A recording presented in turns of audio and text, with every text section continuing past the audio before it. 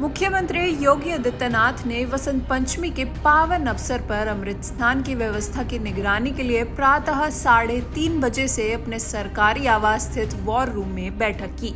उन्होंने डीजीपी, प्रमुख सचिव गृह और मुख्यमंत्री कार्यालय के अधिकारियों के साथ लगातार अपडेट प्राप्त किए और आवश्यक निर्देश दिए। वहीं मुख्यमंत्री ने इस महत्वपूर्ण आयोजन की सुरक्षा और व्यवस्था के संदर्भ में पूरी स्थिति का जायजा लिया। उन्होंने प्रशासनिक अधिकारियों को सख्त निर्देश दिए कि स्नान के दौरान किसी भी प्रकार की कोई भी असुविधा ना हो और सभी श्रद्धालुओं को बेहतर सुविधा प्रदान की जाए।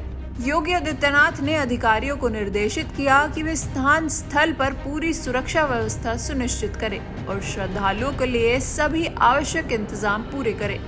साथ ही उन्होंने आस्था के इस महान पर्व पर प्रशासन की तत्परता को बढ़ाने का आह्वान किया। मुख्यमंत्री ने विशेष रूप से सुरक्षा व्यवस्था और यातायात प्रबंधन पर ध्यान केंद्रित किया ताकि हजारों श्रद्धालुओं को बिना किसी समस्या के संगम में स्नान का लाभ मिल सके। इसके अलावा श्रद्धालुओं के साथ साधु संत, महामंडलेश्वर और देश विदेश से आए भक्त संगम में पवित्र डुबकी लगाते नजर आए। वहीं सुरक्षा के बेहद कड़े इंतजाम किए गए थे। मुख्यमंत्री योगी आदित्यनाथ के निर्देश पर अमृत स्नान के लिए अद्भुत और दिव्य महाकुंभ की सभी व्यवस्थाएं सुनिश्चित की गई। यातायात पूरी तरह सुचारू रहा और श्रद्धालुओं को किसी प्रकार की असुविधा का सामना नहीं करना पड़ा।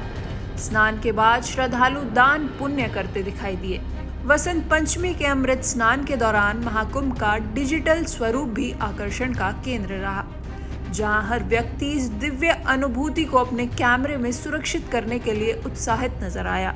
संगम तट पर फूल मालाओं से लदे संतों पर उत्साहित श्रद्धालुओं ने पुष्प वर्षा कर उनका स्वागत किया, जिससे पूरे महाकुंभ का माहौल और भव्य बन गया। वसंत पंचमी के अमृत स्नान के लिए निकली अखाड़ों की शोभा यात्रा में कुछ नागा साधु घोड़ों पर सवार थे तो कुछ पैदल चलते हुए अपनी विशिष्ट वेशभूषा और आभूषणों से सजे हुए थे। जटाओं में फूलों की मालाएं और त्रिशूल हवा में लहराते हुए उन्होंने महाकुंभ की पवित्रता को और भी बढ़ा दिया।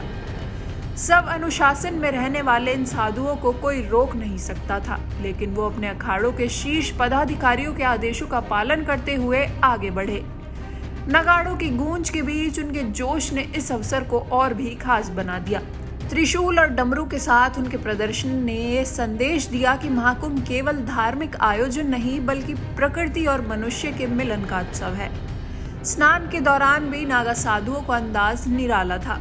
त्रिवेणी संगम में उन्होंने पूरे जोश के साथ प्रवेश किया और पवित्र जल के साथ अटखेलियां की। इस दौरान सभी नागा आपस में मस्ती करते नजर आए। नागा साधुओं ने अपने व्यवहार और प्रदर्शन से संदेश दिया कि महाकुंभ केवल धार्मिक अनुष्ठान नहीं बल्कि मनुष्य के आत्मिक और प्राकृतिक मिलन का उत्सव है। उनकी हर गतिविधि में महाकुंभ की पवित्रता और उल्लास का अद्वितीय अनुभव झलक रहा था। महाकुंभ 2025 का ये आयोजन नागा साधुओं के विशिष्ट गतिविधियों और उनकी परंपरा के कारण लंबे समय तक याद रखा जाएगा।